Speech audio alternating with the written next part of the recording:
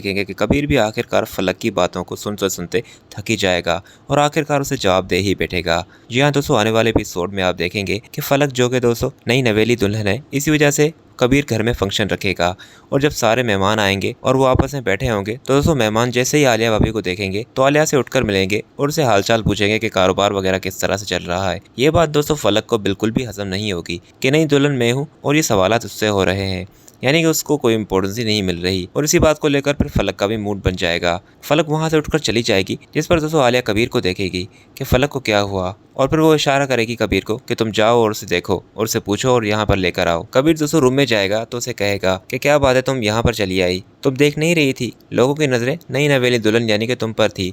इस पर दोस्तों फलक तंजिया अंदाज में कहेगी कि मुझ पर थी, मुझे तो मैं कम, आलिया भी नई दुल्हन ज्यादा लग रही थी। जिस तरह से सब लोग उसे प्रोटोकॉल दे रहे थे, बस मुझे वो बात अच्छी नहीं लगी, तभी मैं उठकर चली आई।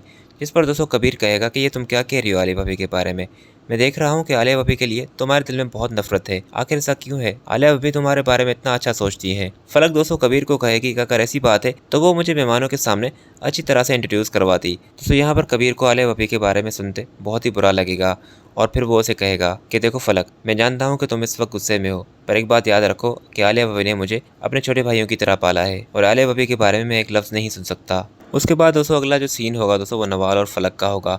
नवाल बेचारी दोस्तों अपनी शादी वगैरह के लिए अपनी बहन को अप्रोच कर रही होगी कि वो उसके पास आए ताकि वो शॉपिंग वगैरह करने के लिए उसके साथ चले, पर दोस्तों फलक जो कि अब शादी के बाद बिल्कुल ही बदल चुकी है, वो उसको बिल्कुल भी रिस्पॉन्स नहीं कर रही होगी। तो नवाल दोस्तों उसके आकर घर पहुंचेगी और उसे कहेगी कि लोग इतने बिजी हो जाते हैं कि अपनों को टाइम ही नहीं देते। दोस्तों यहाँ पर उन दोनों की इतनी बहस हो जाएगी इस बात को लेकर।